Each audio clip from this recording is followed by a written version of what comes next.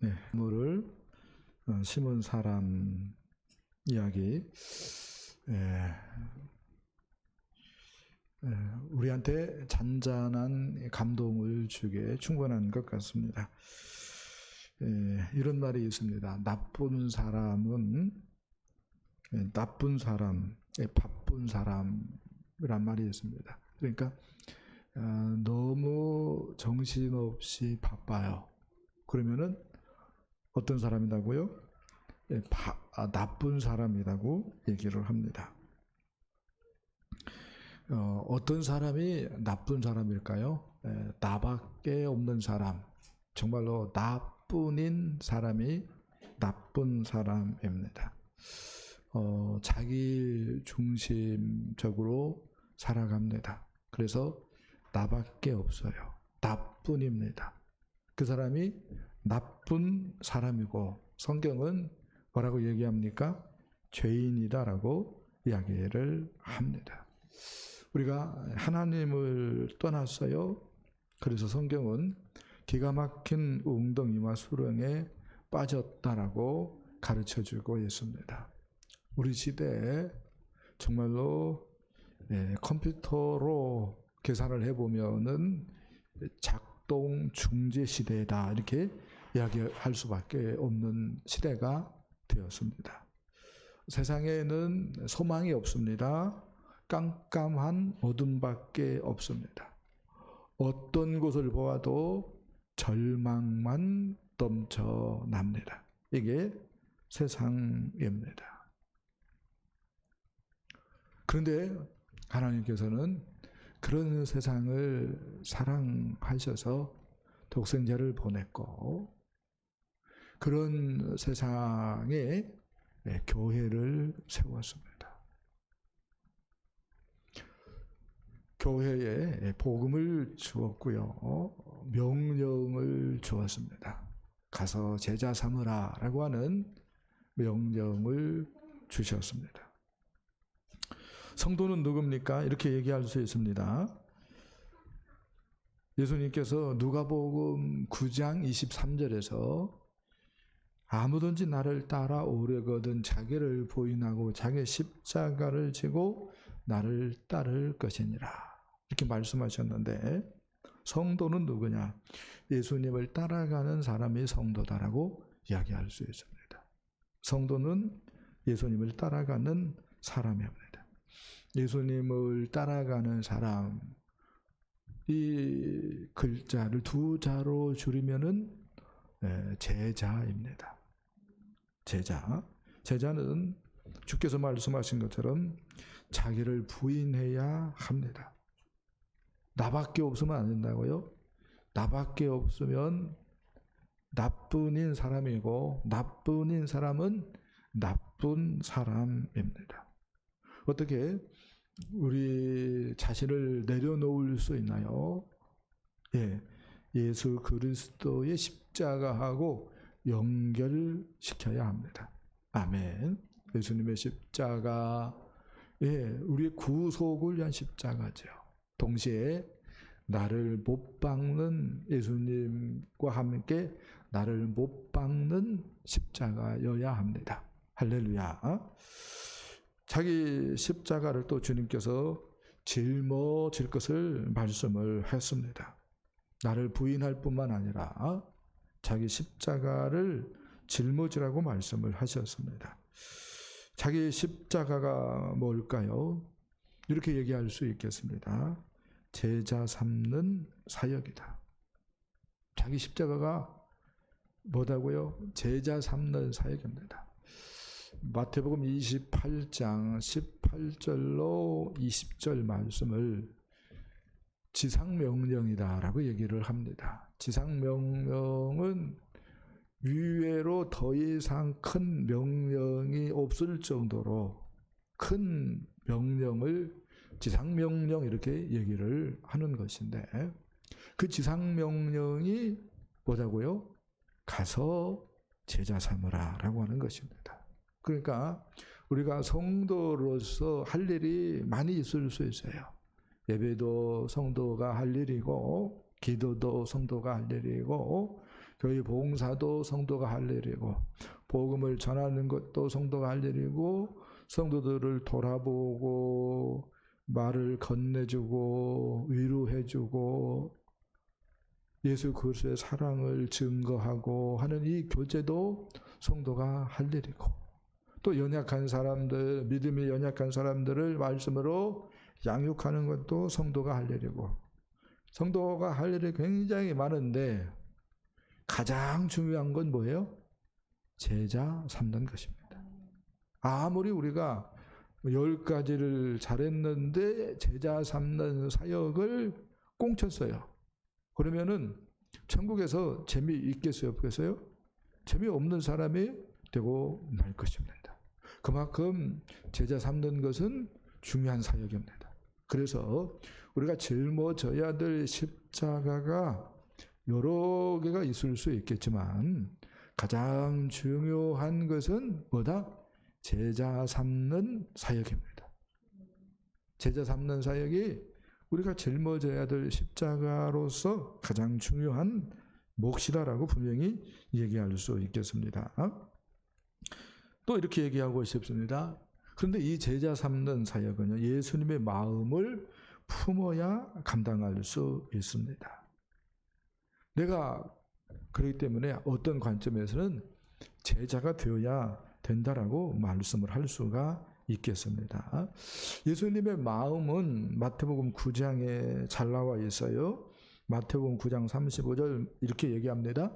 무리를 보시고 불쌍히 여기시니 이는 그들이 목자 없는 양과 같이 고생하며 기진함이라. 이스라엘은 이렇게 얘기할 수 있습니다. 명목상의 목자만 당시에 있었을 뿐, 명목상의 목자가 누구겠어요? 대제사장일 수도 있고요, 헤로데일 수도 있고요. 그런데 그 사람들은 하나님의 마음이 없기 때문에 그냥 이름뿐입니다. 그래서 명목상의 목자만 있었을 뿐 참 목자가 없었어요. 그래서 예수님을 하나님이 보내주신 거죠. 할렐루야. 예수님은 참 목자이십니다. 그래서 참 목자이기 때문에 무리를 보시고 불쌍히 여기십니다. 할렐루야. 무리를 보고 불쌍히 여기십니다. 그렇게 불쌍히 여기셨을 뿐만 아니라 예수님은 나는 선한 목자다라고 말씀하면서, 선한 목자는 양들을 위해서 뭐 한다고요? 자기 목숨을 버리느니라. 아멘. 그래서 양들을 위해서 당신의 목숨을 십자가에 내어 놓으십니다. 왜요? 선한 목자, 참 목자이셨기 때문입니다. 이 예수님의 마음을 품어야 우리도 하나님 앞에 바른 사람이 되어지고, 동시에 주께서 우리에게 명한 제자 삼는 사역을 감당할 수 있습니다. 예수님께서 목자 없는 양들을 보았을 때에 고생하며 기진했다라고 말씀을 하고 있습니다. 그 양들이 고생하고 있다라고 하는 것이 보여졌다는 거죠. 그 고생 정도가 너무 심해가지고 기진, 조금 있으면 뭐죠? 이제 목숨이 끊어질 위태로운 그러한 형편과 처지에 있는 것으로 우리 주님께서 판단을 했다는 것입니다. 그런데 지금 우리 시대의 사람들이 그렇게 고생을 하고 있지 않는가? 정말로 코로나19로 말미암아서 우리 시대에 정말로 어려운 사람들은 죽음을 생각할 수밖에 없는 그런 형편에 있지 않는가? 그런 생각을 하지 않을 수가 없어요.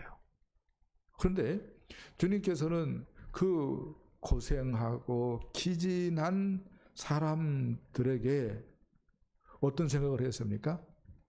나에게 대책이 있다고 보신 거예요. 그리고 예수님께서는 당신을 생명의 빵으로 내어 놓습니다.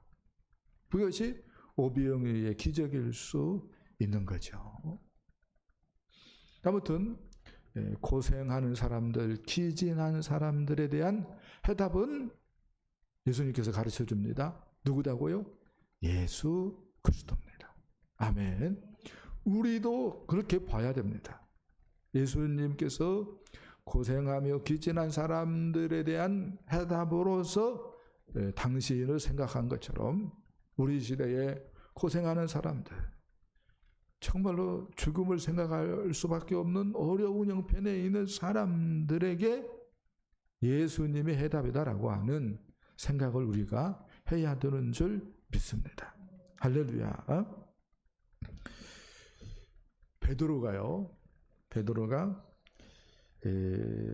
나면서부터 안진뱅이 된 사람에게 이렇게 외치죠. 은과 금은 내게 없거니와 내게 있는 이것을 내게 주느니 나사렛 예수 그리스도의 이름으로 일어나 걸으라 라고 말씀합니다. 생각 한번 해보세요. 걷지도 못하는 사람입니다. 근데 그것이 고착화된 사람이에요. 걷지 못하는 것이. 왜요? 나면서부터 걷지 못했기 때문입니다. 얼마나 절망적입니까? 얼마나 절망적입니까? 근데 그 인생에 대한 해답을 베드로는 뭐라고 생각을 했다고요? 예수라고 생각을 했다고요. 우리가 과연 그렇게 생각하는가를 체크해야 합니다. 우리도 베드로처럼 생각할 수 있는가? 그렇게 생각은 할 수 있을지 모르겠어요. 그런데 내가 예수를 붙들고 있지 않다면, 순간순간 시시때때로 예수를 붙들고 있지 않다면 내가 예수를 전해줄 수 있나요? 없나요? 없는 거죠. 이게 문제인 거죠. 그래서 일단 우리가 예수님과 연결 제대로 되어야 되고요. 아멘. 그래서 예수님의 마음을 품어야 됩니다. 그리고 예수님의 시각을 가져야 됩니다. 고생하며 기진한 사람들에 대한 유일한 해결책은 뭐밖에 없다? 예수밖에 없다. 그래서 내가 예수를 붙들고 있다가 예수를 소개할 수 있어야 됩니다. 내 인생에 찾아온 예수님, 날 위해서 십자가 지시고 나에게 새 생명 주신 예수님, 나의 주님 되신 예수님, 나의 왕 되신 예수님, 지금도 살아계셔서 내 인생을 간섭하시고 다스리시고 이끌어 가시는 예수님을 소개할 수 있어야 되는 줄 믿습니다. 제자훈련은 거기서부터 시작이 되어진다라고 말씀을 할 수가 있겠습니다. 그렇게 하려면은요, 예수가 무엇보다도 귀하다는 생각을 해야 돼요. 은보다 금보다 귀하다는 생각을 해야 됩니다. 그래서 내가 예수를 붙들어야 됩니다. 아멘. 제자훈련의 핵심은요, 이렇게 얘기할 수 있겠습니다. 예수님을 모시고 예수님과 함께 있어 주는 것입니다. 예수님을 모시고 내가 예수님과 함께 있고 그 상태에서 내가 제자훈련 시키려고 하는 사람하고 함께 있어 주는 거죠. 내가 제자 삼으려고 하는 사람하고만 함께 있으면은 어떤 역사가 안 일어나요. 내가 예수님을 품고 그 다음에 내가 제자 삼으려고 하는 사람하고 함께 있어야 됩니다. 그래서 예수님이 나와 함께하고 예수님이 내가 제자 훈련시키려고 하는 사람하고 함께 있게 해야 됩니다. 예수님께서 제자들을 불렀어요. 부른 이유도 여러 가지가 있을 수 있는데 함께 있게 하시려고 라고 하는 말씀도 있어요. 함께 있게 하시라고. 그래서 내가 제자라면 예수님과 함께 하는 시간이 있어야 돼요. 할렐루야. 목사님 눈치 보지 않고 목사님이 점검하지 않는다 할지라도 내가 예수님이 좋고 예수님을 사랑해서 개인적으로 예수님과 함께하는 시간이 있어야 된다고요. 할렐루야. 그 시간이 귀한 거예요. 그런 사람들이 제자 훈련을 시킬 수 있는 거예요. 그래서 내가 예수님을 모시고 동시에 이제 제자 삼으려고 하는 사람하고 함께 있어주는 것, 이게 아주 중요하다라고 얘기할 수 있습니다. 그래요. 누구와 함께 하느냐고 하는 것은 굉장히 중요합니다. 그런데 내가 예수님과 함께 있으면은요, 이렇게 얘기할 수 있어요. 내 얼굴에서 빛이 날 수도 있는 것이고요. 말투도 바뀌는 것이고요. 성품이 바뀌는 것이고요. 그것을 내가 제자 훈련하려고 하는 사람도 동일하게 느낄 수 있다라고 얘기할 수 있겠습니다. 그래서 우리가 내가 예수님과 함께 있어야 된다라고 하는 생각을 하고 동시에 제자 훈련하려고 하는 그 사람, 내가 제자 삼으려고 하는 그 사람은 내가 함께 있음으로 말미암아서 예수와 함께 있어지는 그러한 은혜를 누리게 해야 됩니다. 그게 중요한 거예요. 그렇게 할 때에 세상의 영향력은 줄어드는 것이고, 할렐루야, 그 사람을 향한 변화의 역사는 시작되는 줄 믿습니다. 이런 생각을 갖고 내가 예수님과 함께 있어야 됩니다. 그리고 내가 이제 희생을 해야 되죠. 내가 통로가 되도록, 예수 그리스도를 경험하는 통로가 되도록 내가 그 사람하고 함께 있어줘야 됩니다. 그 다음에 제자훈련에 있어서 중요한 것은 파송이죠. 파송이죠. 누가 제자 삼는 사역을 감당할 수 있습니까? 하나님의 사랑을 경험하고 참 행복을 경험한 사람입니다. 예수님의 은혜를 경험한 사람입니다. 예수님과 동행하는 사람입니다. 예수님의 성품을 닮아가는 사람입니다. 그러므로 성도에게 있어서 가장 큰 기적은 죄인된 우리가 예수님을 믿는 것과 더불어서 누군가를 불쌍히 여기는 마음을 가지는 것이다라고 이야기할 수가 있습니다. 우리가 예수님과 붙어 있어요. 예수님과 교제해요. 그래서 예수님을 닮아가요. 왜? 이것은 이렇게 얘기할 수 있죠. 하나를 잘하는 것입니다. 근데 하나만 잘하면 안 됩니다. 예수님께서 우리한테 뭐라고 말씀합니까? 가라라고 말씀을 합니다. 제자 삼으로 가라라고 말씀을 합니다. 그래서 우리도 이제 예수님에 의해서 파송받아야 되는 것이고요. 파송받았다라고 말할 수 있는 것이고, 또 우리도 그런 생각을 해야 되는 거죠. 내가 제자 삼는 사역을 잘 감당을 해서 요 사람도 또 예수님에 의해서 다른 사람에게 제자 삼는 사역 현장에 파송받도록 선한 영향력을 끼쳐야지. 요 생각을 해야 되는 줄 믿습니다.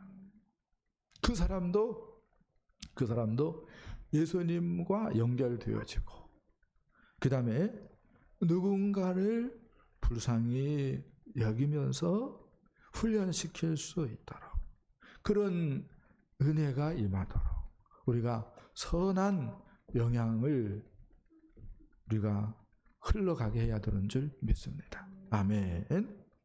그 다음에 이렇게 얘기할 수 있겠습니다. 우리 주님께서 이렇게 말씀을 했어요. 마태복음 9장 35절 보니까 모든 도시와 마을에 두루 다니셨다라고 말씀을 합니다. 이 말이 무슨 말씀이냐면요. 우리도 예수님과 함께 있어야 되고, 그 다음에 예수님처럼 제자 삼는 사역을 해야 하는데 예수님처럼 열정을 가지고 이 일에 올인해야 한다는 말입니다. 이 얘기를 하고 싶어요.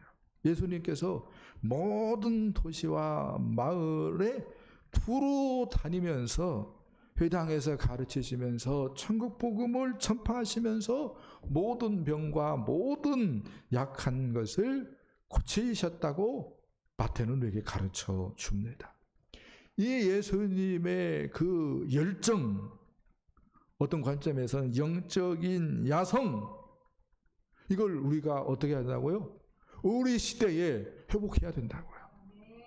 우리 시대에 너무 많은 사람들이 뭐예요? 예수를 믿는데 게을러요. 예수를 믿는데 열심이 없어요. 예수님을 믿는데 물은 물이고 불은 불이고 그래야 되는데 어떻게 된 정분인지 물에 술 탄 듯 술에 물 탄 듯 흐리멍텅하게 신앙생활하는 경우가 너무 많아요. 이건 옳지 않는 거예요. 예수님께서 우리에게 본인이 되어주신 것처럼 열정을 가지고 하나님 나라 사역을 감당해내야 되는 줄 믿습니다. 열정에 비슷한 말이 있다면은 쏟아니는 것 이렇게 얘기할 수 있습니다. 우리가 이곳저곳 어떻게 해야 된다고요? 쏟아낼 수 있어야 돼요. 근데 세상 사람들은 뭐 때문에 쏟아내죠? 돈 때문에 쏟아내죠. 그런데 우리는 주님의 기쁨을 위해서, 한 영혼을 바로 세우기 위해서 그렇게 열심을 가지고 쏟아내야 되는 줄 믿습니다. 이러한 은혜가 있기를 우리 예수님의 이름으로 축복합니다. 존 맥스웰이 태도에 대해서 얘기를 했는데, 태도가 개개인의 능력과 경험을 대체할 수는 없지만 생활 방식을 변화시킨다라고 말씀을 합니다. 개개인의 성장을 대체할 수는 없지만 대인 관계를 변화시킨다고 말씀을 합니다. 저절로 좋게 머물러 있지 않지만 저절로 좋게 머물러 있지는 않는 것이지만 문제 해결에 큰 도움을 주는 것이 태도다라고 얘기를 합니다. 그래서 지글러는 이렇게 얘기합니다. 여러분의 능력이 아니라 여러분의 태도가 여러분의 고도를 결정합니다 라고 말씀을 합니다. 예수님께서 가서 모든 민족을 제자 삼으라고 말씀을 했습니다. 여기에 우리는 어떤 태도를 취하고 있습니까? 엄매. 이 큰 명령을 어떻게 나 같은 사람이 한대야. 그래서 엄두도 못 내는 그러한 태도를 취합니까? 아니면 예수님께서 나를 그 영광스러운 사역으로 불렀다라고 하는 것 때문에 심장이 뜁니까? 생각을 해봤으면 좋겠어요. 난 어떤 사람인가?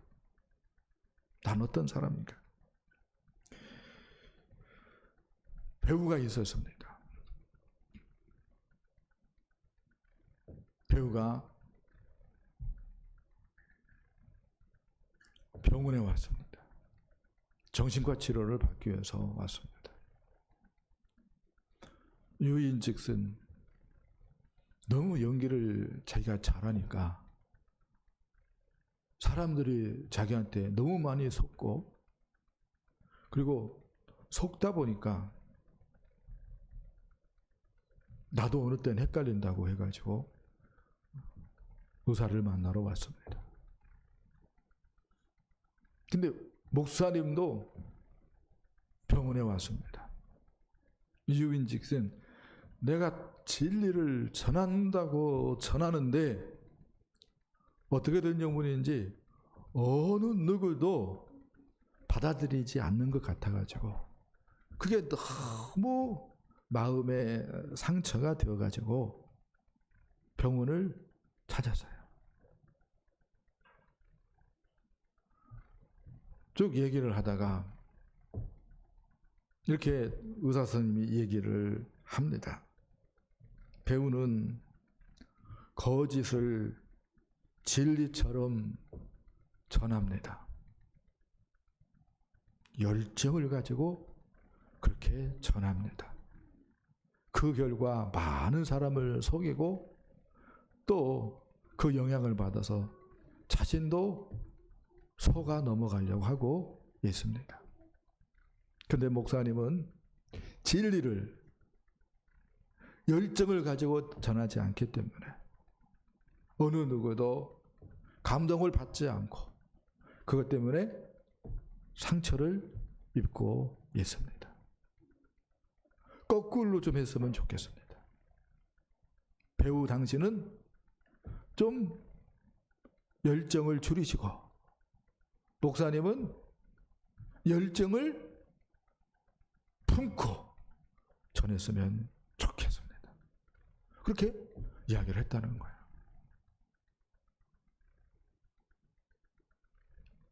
설교 서두에 동영상을 보았죠.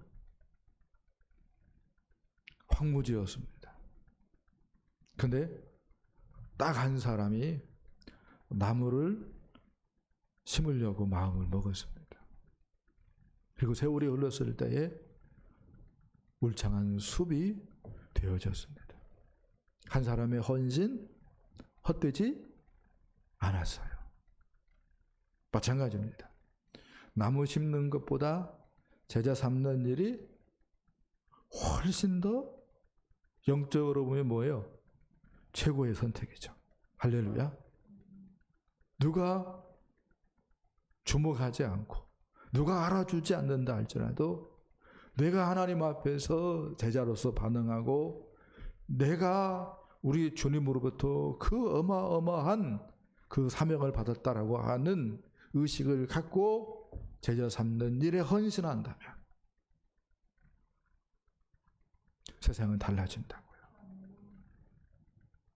40년 후에는 온 세상에 예수님의 제자들로 넘쳐날 것입니다. 그 영광을 좀 믿음의 눈으로 바라봤으면 좋겠습니다. 이 일에 여러분이 또 제가 헌신의 힘을 다하고 또 성령께서 끌어주고 밀어주는 그러한 귀한 은혜와 축복이 넘치기를 예수님의 이름으로 간절히 축복합니다. 기도하기 전에 찬송